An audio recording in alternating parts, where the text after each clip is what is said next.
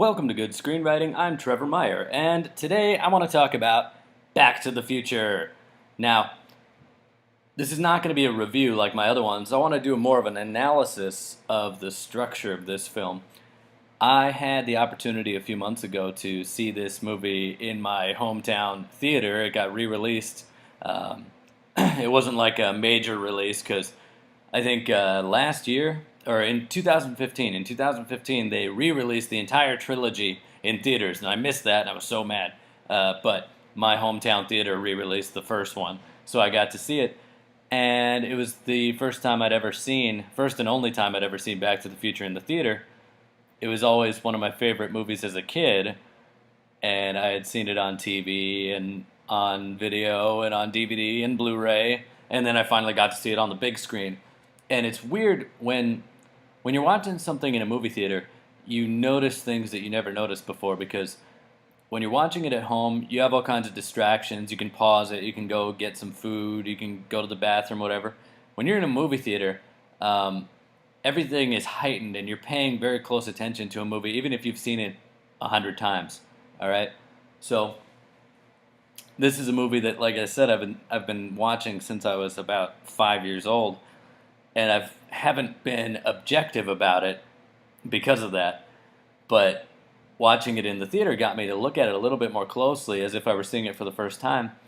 And the structure of it is really interesting to me because I don't know if I can recall any other movie that feels this way. I'm a big fan of what I call the Team A versus Team B character map, which is you got a protagonist, you got an antagonist, they're in conflict with each other, and every other character is either on one side of the line or the other. They're either on Team A or they're on Team B. It just clears everything up. It stops you from having an overcomplicated script like Spider-Man 3 or The Amazing Spider-Man 2 or X-Men The Last Stand. If you put everyone on one side of the line or the other, it stops that, tangled web of subplots that a lot of movies end up with. But with Back to the Future, I noticed that each major character in the film adds a new subplot to it with their relationship to Marty, the main character. All right, so Marty McFly goes back in time, gets stuck in the 50s, and he has to come back. And that's the main plot. That's his goal throughout the movie. He's stuck in the 1950s, and he's got to get back to the future. It's the title. But if you actually watch the movie, the actual process of him getting back to the future takes about 10 minutes of screen time, all right? Because what is there to do? He finds Doc, and then, let's not get distracted by the other subplots. If this were just him going back to the future, he would find Doc, they would watch the little video, he would put together his little model of the clock tower and demonstrate how the lightning bolt is going to strike it, and then we'd go to the clock tower scene, and Marty would drive down the street, the hook connecting the power line to the car would send him to the future, all right? So, and that's it. That's the whole movie. That would be it. So when you have a movie like that where his only goal is to go back to the future, you got about 10 minutes of screen time there. So what else? What else is there? Well, there's a big debate about plot versus character and which is more important. It's sort of a chicken and the egg type thing. I think when you're first coming up with an idea for a movie, you want to think about the plot. It's what the movie's about, all right? So, but once you get the basic idea down, then I think it's driven by the characters, all right? So you don't start this movie with a bunch of characters. You don't say, well, there's a teenager and his parents and a weird inventor and all that. No, you have to start with the idea that it's about an 80s kid who gets trapped in the 50s, all right? You have to start with that core concept, and he wants to get back, all right? Once you have that, then you flesh it out with characters, okay? So Marty McFly, he's the central character, and his main goal is to get back to the future. And I don't think there's actually an antagonist for that part of the plot, which is interesting. Nobody's really trying to stop him from going back to the future. It's really just a matter of timing, you know. There's a certain set of impossible circumstances that have to happen in order for him to get back to the future. Um, so there's not much there. So what extra wrinkle do you add to make this more complicated? Well, you have Marty, and so far he's the only character. Well, how did he get back in time? Well, there has to be an inventor who has a time machine, all right? So you add Doc to the story. Now, once Doc's in the story, that adds a whole other subplot and a whole other conflict between Marty and Doc. And that has its own through line. And the through line is that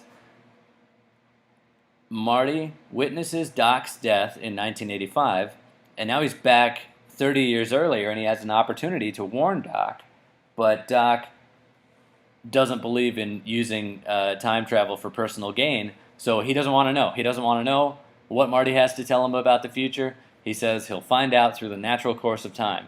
Marty, being his friend, does not accept that as an answer, so he writes Doc a letter and says, hey, you're going to get shot in 1985. Please do whatever you can to stop it. All right? So that through line has a climax in Act 3. After Marty gets back to 1985, the Libyan terrorists that Doc stole the plutonium from show up. They shoot him. Marty thinks that he failed. He runs up to Doc. Turns out Doc has a bulletproof vest on because he did read Marty's letter, and he was prepared for what happened. All right? So that has its own conflict and resolution, and it has its own climax. So even though they're allies, they're on the same side, they have their own conflict, and Marty wants to save Doc. Doc doesn't want to know. He doesn't want to know about the future, so they can't agree on that issue. So Doc wants to stop Marty from telling him about the future. And remember, all conflict can be described with the word stop. Somebody's trying to stop somebody else from doing something. That's it. Don't complicate it. That's all it's about. All right? So even that adds another, say, 10 minutes of screen time, saving Doc. All right? So what else do you have? What else could go wrong? Well, let's say that he stops his parents from meeting. Okay? Now that adds 2 more characters into the story. Now it's about his parents. So, and each one has its own individual conflict. It's not lumped together. So the problem with his mom is that she's actually more attracted to him than she is to his father. All right? So when Marty goes back in time to meet his mom, Lorraine, she actually is smitten with him and wants nothing to do with his dad, George.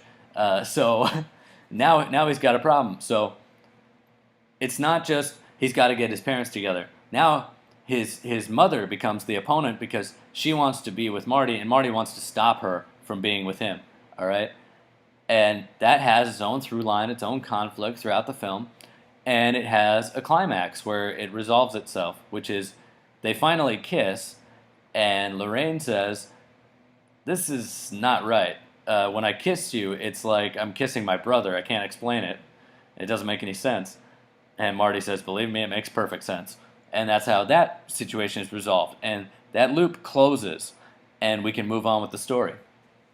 With George, the problem is that George is a coward. He doesn't want to talk to Lorraine. Lorraine's one of the popular girls.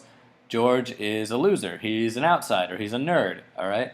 So, and Marty is trying to convince George to ask Lorraine out so they can get together and, eventually get married and have kids. George wants to stop Marty from persuading him. George doesn't want anything to do with it. He's too scared to make a move. And it all comes to a climax when Marty is, we're introducing Biff, which is another character. But basically it comes down to the fact that George gets the courage to win Lorraine over. And then that loop closes and he kisses her and we're done with that part of the story. And it wraps up. This movie has more endings than Return of the King.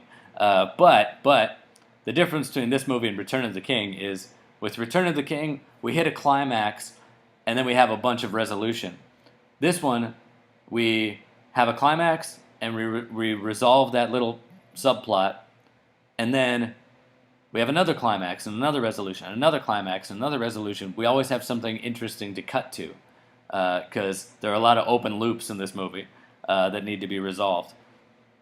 So you got a movie where a kid, with the help of an inventor, goes back in time and he's trapped there. He's got to get back to the future, but before he can do that, he has to get his parents back together. So now there's a ticking clock. There's a very specific set of circumstances that will let him go back to the future, but before those circumstances happen, he has this other goal to achieve, which is to stop his mother from hitting on him and get his father to have some courage and go be with his mother. All right? So that's pretty good. We got a solid structure, but there's one major component missing. Biff. You need a pure antagonist who is just going to mess things up. So how can you make this more complicated? The school bully picks on George and hits on Lorraine and butts heads with Marty. He's just there to cause trouble. And when you have that through line, Marty has conflict with him, George has conflict with him, but it comes to a head when George punches Biff out and knocks him out cold and wins Lorraine's heart. All right? So that's basically it. And you got a lot of minor characters, but they don't create a whole new subplot like these main leads do. All right? So what you end up with is this kind of interweaving thing, and the whole movie is told from Marty's point of view for the most part, and it's about each relationship he has in the movie causes more conflict and needs to be resolved. It's almost like if you imagine the spokes on a wheel, he's at the center of the wheel, and he's got spokes leading out to the other leads in this film. So each new character you add to him adds more complexity to it. So the order in which these are resolved toward the end of the movie are first, and it happens very quickly, so that's when the dominoes start falling. First, Lorraine kisses him, and she's like, this is not right. Boom. The Lorraine subplot is solved. It's done. Then you have George punches out Biff, and Biff is out cold. And then the Biff subplot is resolved. He doesn't show up again for the rest of the movie until 1985. All right? Then you have George kiss Lorraine on the dance floor. The George subplot is resolved. He gets the courage, he does it, and that plot line is done. Now, Marty's got to get back to the future. That's the main plot. Lightning strikes the clock tower, boom, he's back to the future. That plot is resolved. And then the final subplot, Doc, he sees Doc get killed by terrorists, or so it seems, runs up to him, turns out he's wearing a bulletproof vest, and he's fine because he listened to Marty's advice. Boom, that subplot is resolved, and after that it's just falling action, it's just resolution.